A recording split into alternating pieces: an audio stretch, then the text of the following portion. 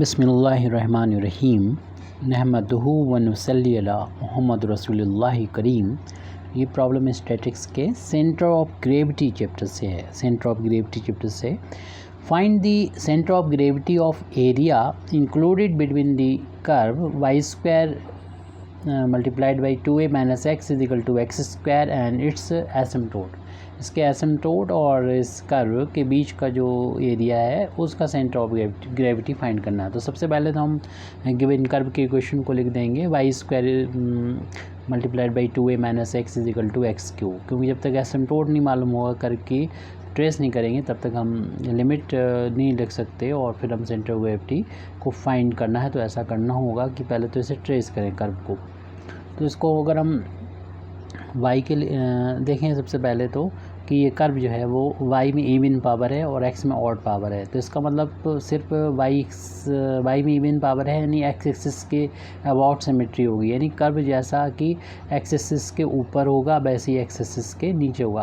अभी हमें नहीं मालूम है ये कैसे बनेगा, लेकिन x एक्सिस के ऊपर जैसा बनेगा वैसे ही नीचे बनेगा ये पता है। अब आगे चल के देखते हैं क्या होता है। पहला पॉइंट यहाँ पर सिमेट्री का लिख देते हैं जो हमने यहाँ पर बोला था कि द कर्व is symmetrical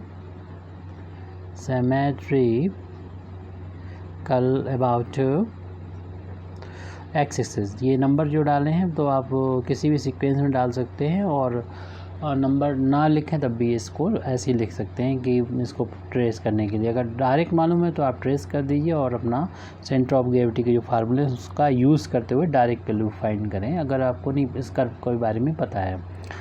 दूसरा पॉइंट क्या ये ऑरिजिन से पास होगा। देख रहे हैं इसमें कोई भी टर्म कांस्टेंट टर्म नहीं है इसलिए ये ऑरिजिन से पास होता है। इस चीज़ को भी यहाँ पर लिख देते हैं। The curve passes through origin. तो इसको हम लोगों ने इसको देख लिया है। उसके बाद ऑरिजिन से पास होता है तो ऑरिजिन का नेचर भी देख सकते हैं। तो इसके लिए ऑरिजिन के नीचे देखने के लिए हम कि ये ऑरिजिन कैसा है नेक्स्ट पॉइंट लिखते हैं और हम देखते हैं कि ऑरिजिन पर टेंजेंट किस तरीके से हैं।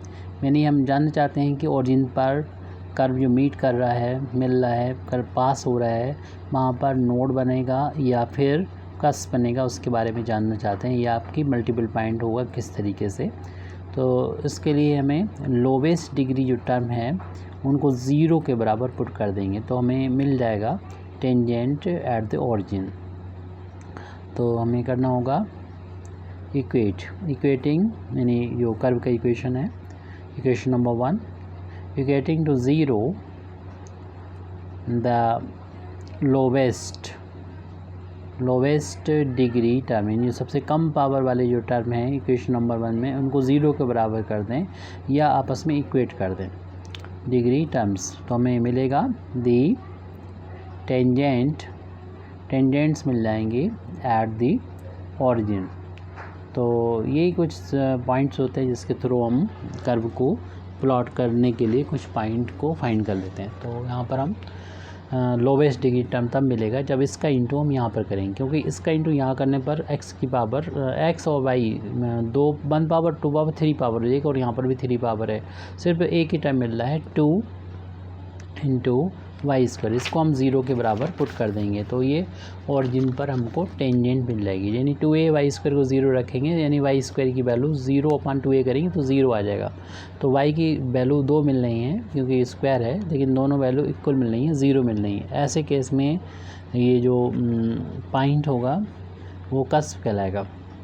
देयरफॉर कह सकते हैं ऑरिजिन के बारे में ऑरिजिन इज़ कस्प, क्योंकि कर्व जा रहा था ऑरिजिन से तो मैं वहाँ पर नेचर भी पता होना चाहिए।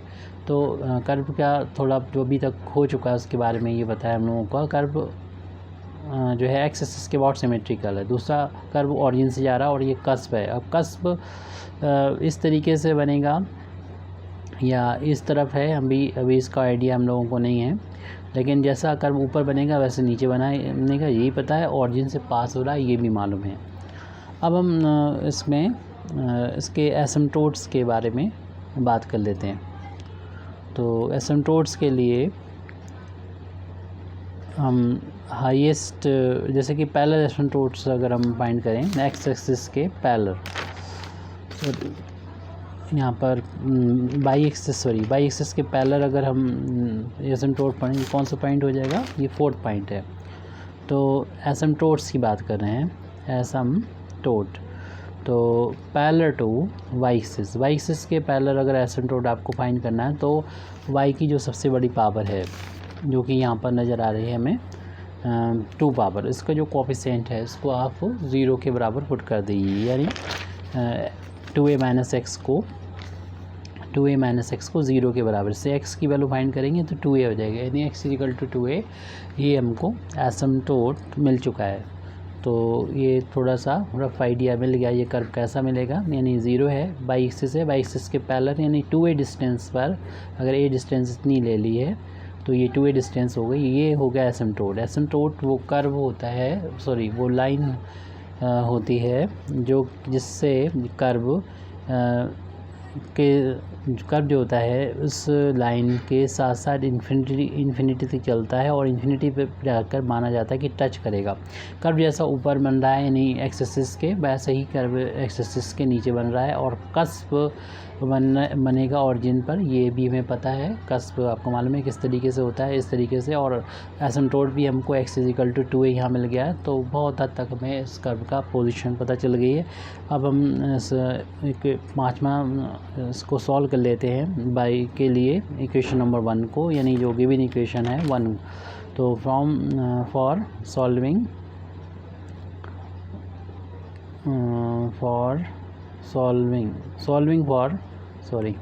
वाई के लिए सॉल्व करेंगे, यानी इक्वेशन नंबर 1 से हम वाई की वैल्यू को फाइंड करेंगे। पहले तो हम वाई स्क्वायर की वैल्यू को फाइंड कर रहे हैं, तो वहाँ से देख रहे हैं एक्स क्यूब अपान में 2a माइनस एक्स आ रहा है, तो x अगर हम स्क्वायर रूट लेंगे तो 3 पावर है, यहाँ पर 2 पावर तो बाहर आ जाएंगी x की पावर में और 1 बचेगी x अपान 2a माइनस एक्स। इससे बहुत हद तक कर्व के बारे में पता चल जाएगा, क्योंकि x की वैल्यू निगेटिव नहीं रखी जा सकती। अगर x की वैल्यू जैसे कि आप माइनस a रखने की कोशिश करें तो ये नीचे तो पॉजिटिव हो जाएगी निगेटिव, यानी स्क्वायर रूट के अंदर निगेटिव हो जाएगा। यानी हम कह सकते हैं कि अगर x लेस देन 0 होगा तो y जो होगा y इज़ इमेजिनरी। इसका सीधा ये मतलब निकलेगा कि कर्व का कोई भी पोर्शन हम देख रहे हैं कि x लेस देन 0, यानी इस तरफ वाई एक्सिस के लेफ़्ट हैंड साइड नहीं है, जो भी है राइट हैंड साइड, जैसे कि हमने बना भी रखा हुआ है।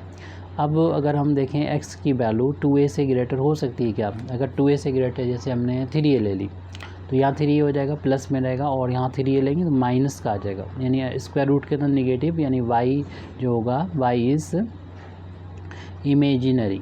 तो इससे ये भी पता चला कि जो कर्व है वो 2a के बाद भी कर्व का कोई पोर्शन नहीं है, यानी यही पोर्शन है जो यहाँ पर लाई करता है। रफली आइडिया मिल चुका है हमको, कर्व मिल चुका है। ये हम दोबारा से इसको बना देते हैं, क्योंकि जो भी इंफॉर्मेशन है पता चल चुकी है कि कर्व ऑरिजिन से पास होता है और ऑरिजिन पर कस्प है और x इक्वल टू 2a इसका एसिम्प्टोट है, यानी इसके इन्फिनिटी तक ये कर्व के साथ साथ चलेगी लाइन, यानी जो लाइन होती है ये टेंजेंट होती है लेकिन इन्फिनिटी पर एसिम्प्टोट लाइन। और एक्स ये कर्व एक्स एक्सिस के अबाउट सिमेट्रिकल है, यानी जैसा ऊपर है वैसे नीचे। तो यहाँ पर एक पॉइंट आप ले लेते हैं और एक पॉइंट के कोऑर्डिनेट x, y, तो ये डिस्टेंस y होगी। और आपको मालूम है कि स्ट्रिप अगर आप ले लेंगे तो इस स्ट्रिप को जो कि वाई एक्सिस के पैरेलल है, इसकी मोटाई को अगर dx यहाँ पर लिया जाए ये, तो इसके एरिया हम फाइंड कर सकते हैं, y इंटू dx हो जाएगा। और चूँकि ये यूनिफॉर्म लेमिना है, ये जो कर्व और इसके बीच में घिरा हुआ एसिम्प्टोट्स के बीच में घिरा हुआ है, जिसका हमें सेंटर ऑफ ग्रेविटी फाइंड करना है। तो इसकी डेंसिटी अगर रो है तो एरिया में रो से मल्टीप्लाई करेंगे तो इसका हमको मालूम हो जाएगा वेट, जिसको हम लोग डिनोट करेंगे dm से। तो dm की वैल्यू आ गई। फार्मूला हम लोग x बार के लिए यूज़ करते हैं, x dm over integration dm। अब यहाँ पर वैल्यू पुट कर देंगे, x इंटू डी एम की वैल्यू है रो y dx, और ये हमारा जो कर्व है वो x इजिकल टू, यानी इन दो लाइंस के बीच में ये पूरा एरिया है, x इजिकल टू 0 से लेके 2a तक। तो यहाँ पर लिमिट रख देंगे x की वैल्यू 0 से लेके 2a तक, और डिनोमिनेटर में भी x की वैल्यू 0 से 2a, और dm की वैल्यू पुट की rho into Y into dx। रो को आप जो कांस्टेंट है, क्योंकि यूनिफॉर्म लेमना है, उसको बाहर ले लेंगे इंटीग्रेशन के साइन से। Simple formula x by D x बचेगा, क्योंकि जो रो बाहर यहाँ से आया है वो तो कैंसिल हो जाएगा, डिनोमिनेटर में वाई डी एक्स बचेगा। आप चाहें तो इसी फार्मूले का डायरेक्ट यूज़ कर सकते हैं। लिमिट अपने इस क्वेश्चन के अकॉर्डिंग 0 to a, यानी जो लेमना होता है, जो एरिया होता है, उसका आपको सेंटर ऑफ ग्रेविटी फाइंड करना है, तो आप इसी फार्मूले का यूज़ कर सकते हैं। X Y D x upon y D x, integration दोनों पर है, और लिमिट भी लगा लीजिएगा इसी क्वेश्चन के अकॉर्डिंग, अपने हर एक क्वेश्चन के अकॉर्डिंग। अब हम यहाँ पर वैल्यू पुट कर देंगे, यानी जो y की वैल्यू है, क्योंकि x के रिस्पेक्ट में हमें इंटीग्रेशन करना है 0 से 2a के बीच में। x इंटू वाई की वैल्यू इक्वेशन नंबर 1 से हमने सॉल्व करके यहाँ पर फाइंड की है। इक्वेशन नंबर 2 डाल दीजिए, यहाँ से यहाँ पर पुट कर लेंगे। ये वैल्यू थी x स्क्वायर रूट x अपान 2a माइनस एक्स, और dx तो हमारा यहाँ पर चल ही रहा है। y की वैल्यू यहाँ पर पुट कर दी, इक्वेशन नंबर 2 का यूज़ किया।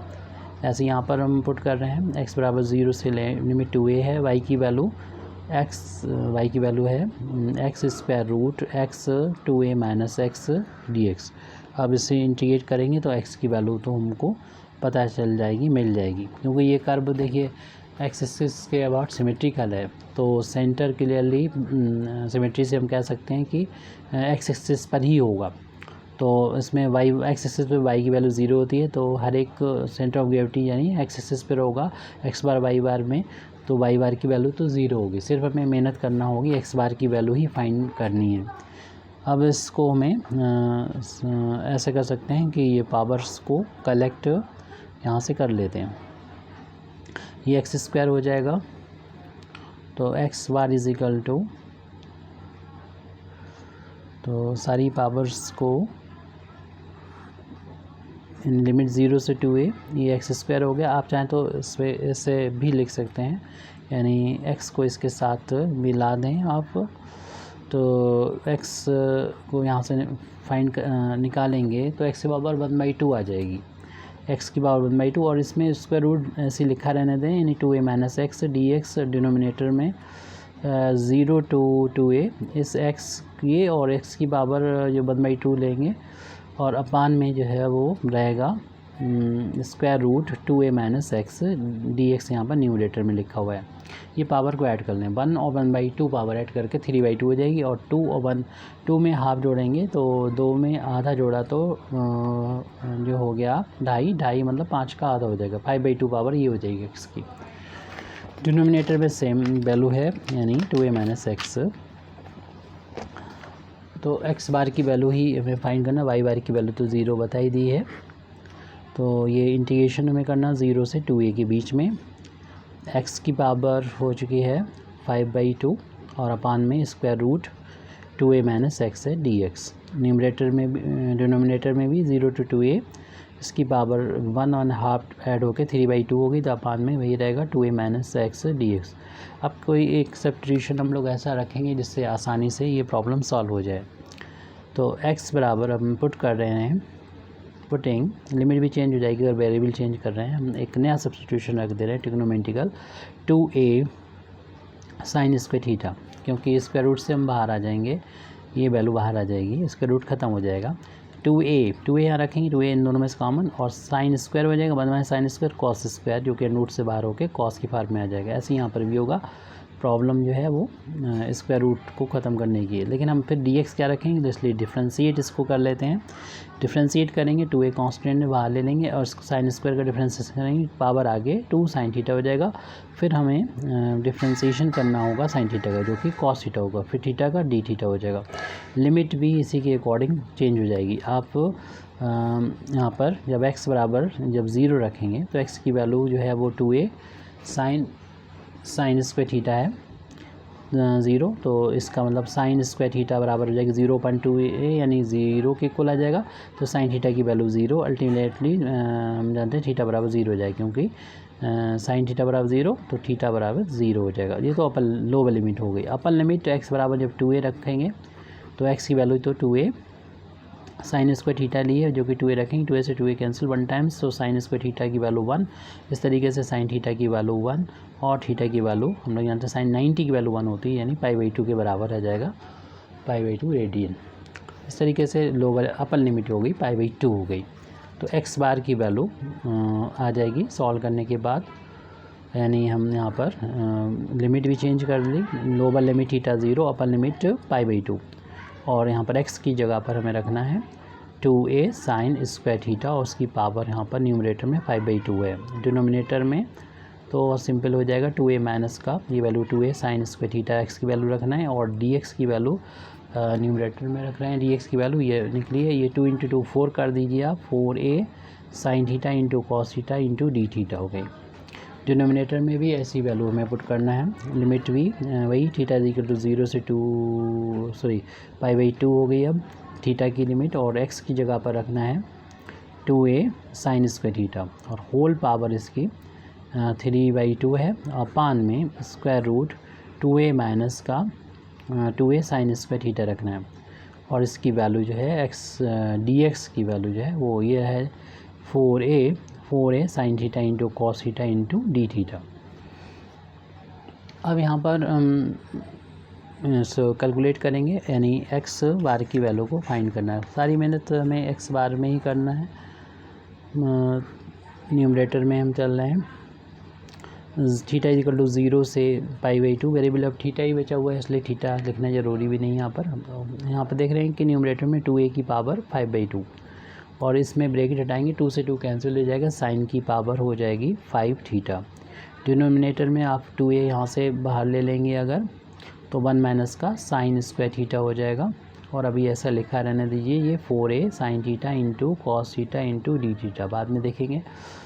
ऐसे यहाँ पर आप कैलकुलेशन आप अपनी मर्ज़ी से जैसे चाहे कर सकते हैं। लिमिट 0 से π/2 है, और इधर 2a की पावर 3/2 हो जाएगी, और साइन स्क्वायर है तो ये 3/2 पावर है यहाँ पर इसकी, तो 2 से 2 कैंसिल, साइन की पावर सिर्फ बचेगी 3, साइन क्यूब थीटा अपान में यहाँ पर स्क्वायर रूट के अंदर 2a बाहर ले लें तो बचेगा 1 माइनस का साइन स्क्वायर थीटा, और मल्टीप्लाई में 4a sign theta into cos theta ये चल रहा है डी थीटा। इंटीग्रेट हो रहा है इसलिए आप ये कैंसिल ना कर दीजिएगा। अब जो कांस्टेंट हैं उनको तो हम इंटीग्रेशन के साइन से बाहर भी ले सकते हैं, तो अभी हम सारे कांस्टेंट को बाहर नहीं ले रहे हैं, जो कैंसिल होते नज़र आ रहे हैं या पावर कम होते हैं इसको ले लेते हैं। न्यूमरेटर में 2a की पावर हमने 5/2 को बाहर ले लिया, और साथ में मल्टीप्लाई में जो 4a चल रहा था उसको ले लिया, और अपान में चलिए बाद में ले लेंगे इसको बाहर, इसे ले लेते हैं बाहर। इंटीग्रेशन डिनोमिनेटर में ले लीजिए 2a की पावर 3/2, और अपान में ये इसमें भी मल्टीप्लाई में 4a को बाहर लिया, ये तो दोनों से हमने बाहर लिया। अब इस न्यूमरेटर के इंटीग्रेशन में लिमिट 0 to π/2 है, ये बाहर हो चुका है, साइन की पावर 5 थीटा अपान, देखिए स्क्वायर रूट के अंदर 2a है, और साथ में 1 माइनस साइन स्क्वायर की वैल्यू कॉस स्क्वायर थीटा होती है। आप डायरेक्ट बेसिस कैलकुलेशन को कर सकते हैं। 4a बाहर ले चुके हैं, ओनली यहाँ पर sign theta into cos theta D theta बचा हुआ है। लिमिट 0 to π/2, और यहाँ पर भी ये कांस्टेंट बाहर ले चुके हैं, साइन क्यूब थीटा ओवर यहाँ पर स्क्वायर रूट में 2a, और 1 माइनस का sine theta cos square theta के इक्वल होता है, और 4a बाहर हो चुका है, तो sine theta into cos theta into d theta ही यहाँ पर बचा हुआ है। ये 4a से तो 4a कैंसिल हो जाएगा, इस 2a की पावर 5/2 में से 3/2 माइनस हो जाएगी, तो हम यहाँ पर लिख देंगे 2a की पावर 5/2 माइनस का 3/2, यानी 2/2 यानी 1 पावर आ जाएगी 2a की। अब हम न्यूमरेटर में लिख रहे हैं limit 0 to π/2, sine to the power 5 theta है, अपान में स्क्वायर रूट 2a लिखा रहने दीजिए, और ये कॉस स्क्वायर रूट से बाहर आके ओनली बचा है यहाँ पर कॉस थीटा, और यहाँ पर मल्टीप्लाई में चल रहा था sign theta into cos theta D theta, उससे कॉस थीटा ये वाला तो कैंसिल हो जाएगा। ऐसे ही डिनोमिनेटर में 0 से π/2 लिमिट, और न्यूमरेटर में है साइन क्यूब थीटा वो लिख दिया है, और अपान में स्क्वायर रूट 2a रह जाएगा, और कॉस स्क्वायर रूट से बाहर हो जाएगा, ओनली स्क्वायर हट जाएगा, ओनली कॉस थीटा आ जाएगा, और मल्टीप्लाई में जो साइन थीटा और कॉस थीटा हो जाएगा। सेम न्यूमरेटर वाली कैलकुलेशन कॉस से कॉस कैंसिल हो जाएगा, कॉस थीटा से कॉस थीटा कैंसिल। इधर कह सकते हैं 2a में एलसीएम ले लिया 2, तो ये 2 एलसीएम नहीं तो 5 माइनस का 3 हो जाएगा। आप डायरेक्ट भी पावर 1 कर सकते हैं इसमें। फिलहाल अभी मैं कैलकुलेशन यहाँ पर मेनली करना है। लिमिट 0, ये कांस्टेंट है यहाँ पर, इसे 1 अपान करके बाहर ले लीजिए। तो 1 अपान स्क्वायर रूट 2a को बाहर ले लिया, और 0 to π/2 लिमिट ये मल्टीप्लाई में चल रहा है, ये चीज़ दोनों के आप चाहे न्यूमरेटर में लिख दें या न्यूमरेटर में लिख सकते हैं इसको। और हमारे पास अब डिनोमिनेटर में कुछ भी नहीं बचा हुआ है, साइन की पावर 5 ये, और ये 6 पावर कर लेंगे, साइन के बाद 6 थीटा इंटू डी थीटा।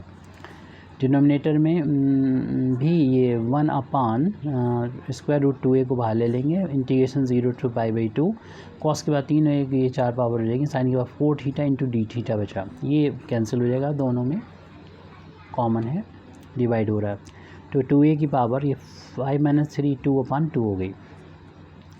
यहाँ पर जो बचा हुआ है इसमें वैल्यूज़ फार्मूला लगा सकते हैं, क्योंकि इसके लिए कंडीशन 0 से π/2 लिमिट होना चाहिए, साइन या कॉस हो, पावर पॉजिटिव इंटीजर, यहाँ पर कुछ भी पावर हो, तो उसमें ये यहाँ पर आप अप्लाई कर देंगे। वैल्यूज़ फार्मूले के लिए आप डिस्क्रिप्शन में लिंक प्रोवाइड कर देंगे, उसको देख लीजिएगा। तो उसमें क्या करते हैं, यहाँ पर डायरेक्ट बता दे रहे हैं आपको कि ये जितनी पावर होती है, साइन या कॉस कुछ भी लिखा हो, तो उसको तो हम पहले नीचे लिख देंगे, इससे कम एक यानी 5 ऊपर लिख देंगे, मल्टीप्लाई।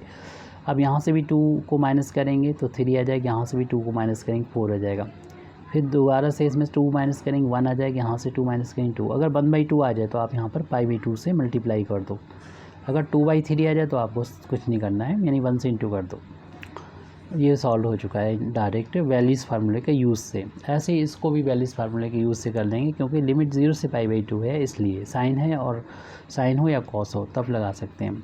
4 इसको नीचे लिख देंगे, और इसमें से एक कम पावर 3 ऊपर, इसमें से माइनस करेंगे तो 1 बचेगा, यहाँ माइनस करेंगे 4 में से 2 तो 2 बचेगा, 2 माइनस करना होता है, और 1/2 आ जाए तो π/2 से इंटू कर देंगे। ये चीज़ तो देख रहे हैं 3/4 से लेके यहाँ तक ये कॉमन है, दोनों में कैंसिल हो गया।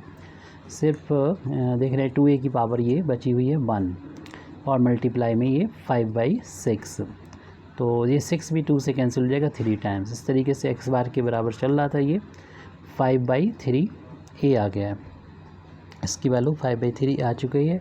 और हम कह सकते हैं y सिमेट्री, जो हम पहले ही बता चुके हैं कि ये कर्व जो है या जो एरिया है वो x एक्सिस के अबाउट सिमेट्रिकल है, तो इसका मतलब हमारा जो और सेंटर ऑफ ग्रेविटी है वो x एक्सिस पर होगा, तो x एक्सिस पर y की वैल्यू 0 होती है, तो y बार की वैल्यू 0 हो जाएगी। इसलिए सेंटर ऑफ ग्रेविटी g, जिसको हम लोग x बार y बार से डिनोट करते हैं, इसकी वैल्यू आ चुकी है 5/3a, 0। Thank you very much Indeed for listening me, व आखिर दावाना अल्हम्दुलिल्लाहि रब्बिल आलमीन।